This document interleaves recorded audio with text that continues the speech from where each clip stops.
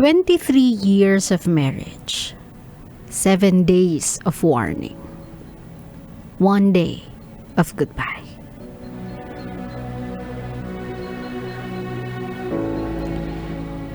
Hindi ko masasabing I didn't know because I did. For several years now, napapansin ko na siyang malungkot. Madalas na din siyang humihingi ng date from me. At I'm away sa mga bata ng kami lang. Nababasa ko na din yung mga shared posts niya sa mga old couples na romantic pa din. Tapos lagi siyang may caption na, sana all. I chose to ignore it.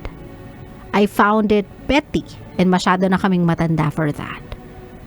Parang after ng work at sa mga responsibilities, parang nasanay na lang ako na nasa bahay siya, asikaso sa bata, luto ng pagkain, laba, linis. From time to time, labas with her amigas. I was providing her everything. Or at least, that's what I thought. I have resented her for not pursuing work kasi ako lang lahat sa gastos and I'm tired of it.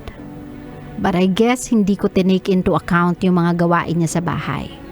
How she maintained the house, how she handled the kids, and took care of me. Not until now. I was a great provider but I guess I had been a lousy husband and partner. Di ko na siya tinutulungan sa bahay nor nilalambing because we were married.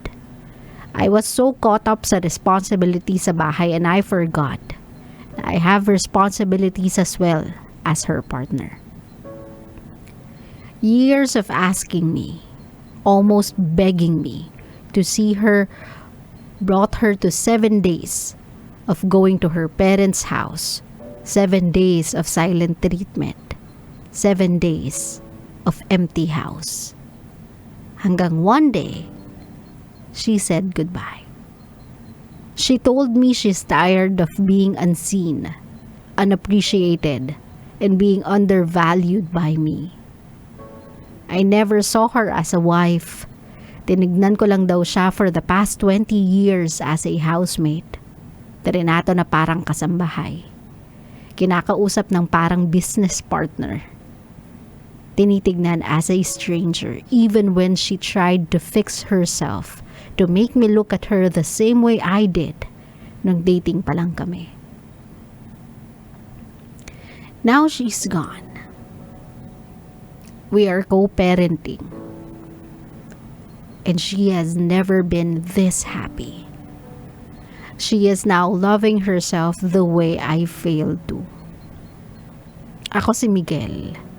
And I lost my wife because I took her for granted.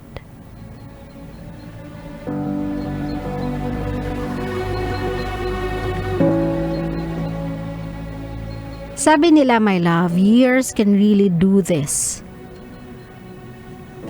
to two people. Nagsimula on a romantic relationship with a full blast plan on how to go about their future. Kung ano yung dream house nila, kung ilan yung anak, kung ano yung magiging trabaho, kung ano yung magiging priority. But maybe they failed to take into consideration yung how are they going to be after achieving those things. How can they stay to be a romantic couple kahit meron na silang dream house, kahit meron na silang mga anak, kahit meron na silang mga profession na talagang trinabaho nila. And this is not a different story. This is a story of every household. Lalong-lalo na kapag yung lalaki may trabaho, yung asawa nasa bahay nila, nasa bahay, parang laging iniisip ng mga, hindi naman for everybody, but this is not an unusual case na parang ang iniisip ng iba, ang dali naman ng buhay mo, nasa bahay ka lang, o diba wala kang ginagawa, just because wala silang work. Pero again, in-underestimate nila yung kind of work and how gruesome it is, how tiring it is to be at home Yung paggalaw sa bahay, it's not simple. Laba, linis, hugas ng plato, luto, asikaso sa anak, asikaso sa asawa. Ikaw syempre yung magra-run ng bills. Ikaw yung pupunta ng ganito pag may problema. Ikaw magpapaayos nito, kakausapin mo yung contractor, kakausapin mo yung landlady, yung landlord kapag may hindi gumagana sa loob ng bahay ninyo. You have to know almost everything around the house. Kapag may hindi makita, sino bang unang pinupuntahan? Si mama, o diba? Yung asawa. At kailangan alam nila yon dahil pag hindi nila alam, makakarinig sila. Ikaw nagligpit, diba? Kaya sabi ko sa iyo, kung ginagalaw yung gamit ko eh. Sounds familiar? We do say these things to the people na nag-aayos ng loob ng bahay without even taking to consideration kung gaano sila nahirapang ayusin yung bahay na yon. Just to make it look the way it looks now. Kapag may nakikita tayong kalat, ano sinasabi natin? Ba't di naman kayo nagliligpit? Ba't di naman kayo nag-aayos? Ba't di mo naman to inayos? Ba't di mo naman to niligpit? Diba sabi ko sa'yo, alis ako bukas, ito yung kailangan ko. Bakit wala pa? Bakit ganyan lang yung niluto mo? Bakit ito lang yung ulam? Wala bang ibang ulam? Bakit hindi nagkasya yung budget na binigay ko sa'yo? Sobra yun ah. Diba ba? Diba my love? It sounds familiar. These are the things that we say to the woman of the household. Kasi feeling natin, nasa bahay lang naman sila. They could have done every single thing that we ask. Kasi wala naman silang ibang iintindihin eh. But that is not true. Have you ever realized what they had to give up in order to maintain that house? Have you ever realized what they had to sacrifice in order to give you a family that you are enjoying right now? They had to give up their career. They had to compromise with the change ng katawan nila. They have no time already para ayusin yung mga sarili nila. Go to the salon. They don't want to do that. Why? Kasi it will cost them more. And alam nilang hindi naman sila nagtatrabaho. They have to ask the money for that. At syempre manghihinayang silang gastusin yung pera na yon sa salon. So what they do? They try to DIY. Yun na lang yung ginagawa nila, yung mga home remedies. Para lang makatipid. Kasi feeling nila fixing themselves ay luho na. It's not maintenance already. Luho na para sa kanila na ayusin yung mga sarili nila. That's how they see it. That's how they look at it. Kasi that's sometimes how you make them feel. Na pag nasa loob sila ng bahay at wala silang trabaho, hindi sila nakakatulong. Miguel, I know now you realize that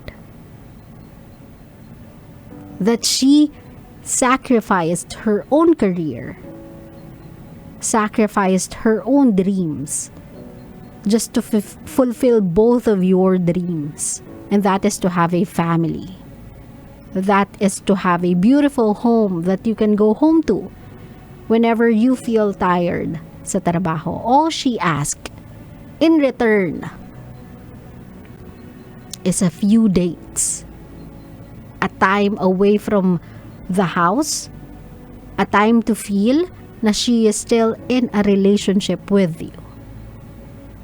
Sometimes we look at them and we say, oh my God, yung years nag-show sa kanya. Hindi na siya ganong nag-aayos. Mukha na siyang losyang. That's the term. Mukha na siyang losyang. Yeah. Because she tries to think about everybody else other than herself. In a day, halos di niya naasipin yung sarili niya. Ang iniisip niya na lang kung ano yung kailangan ng asawa niya, kung ano yung kailangan ng anak niya, kung anong kailangan sa bahay, kung anong kulang sa bahay. Not even a day goes by na inisip niya muna yung sarili niya in the morning na, hey, nagising ako ng maaga, magkilay kaya ako. Maglagay kaya ako ng lipstick. Ayusin ko kaya yung buhok ko, i-curl ko kaya para maganda naman ako the whole day. She never thought about that. Kasi para sa kanya, sayang yung oras na gugugulin niya sa sarili niya. Gagamitin na lang niya yon para asikasuhin kayo so that you won't feel like pabigat siya. Miguel, I hope you can still have the chance to say her every single thing that you failed to tell her just because you think it's petty. Just because feeling mo mababaw lang yon. Just because feeling mo ang cheesy, ang mushy, ang corny. Inormalize natin na even when you have spent years and years together, kahit na magkaanak na kayo, kahit na nga siguro magkaapo pa kayo, inormalize natin dito sa Pilipinas or even the world that you try to never lose the romance in a relationship. Kasi after all, yan yung foundation ng bahay, ng home, ng pamilyang binuo ninyo. Ang pundasyon, yung pagmamahal nyo sa isa't isa. How would you show that? Not just by providing them everything they need, but to stay affectionate to them, with them. Paminsan-minsan yakapin nyo pa rin sila. Even though they don't feel like they are fit. Alam mo yun? Hindi na sila nasa best shape of their body. Yakapin mo sila as if wala nang ibang mas sexy pa sa kanila. Tignan mo sila with love na para bang wala nang ibang babaeng mas gaganda pa sa kanila kahit wala pa silang ligo, kahit yung buhok nila gulo-gulo pa, kahit may mga drops pa ng mga, alam mo yun, pawis dahil naglalaba sila. Tell them every day just how much you love them, how you appreciate them. Kasi they need to hear it too. Kasi at the end of the day, alam nila na yung love nila, yung taking care of you, yung making sure that you have everything you can possibly need sa loob ng bahay, yun na lang yung feeling nilang ambag nila sa buhay niyong dalawa. So make them feel appreciated. Dahil my love, at the end of the day, what makes a home is because of what they do. Yung meal na hindi mo mahahanapan ng kapantay sa kahit saang restaurant dahil gawa ni nanay. Yung klase ng pagtutupi ng damit na very meticuloso ka about that the only person can do is your nanay.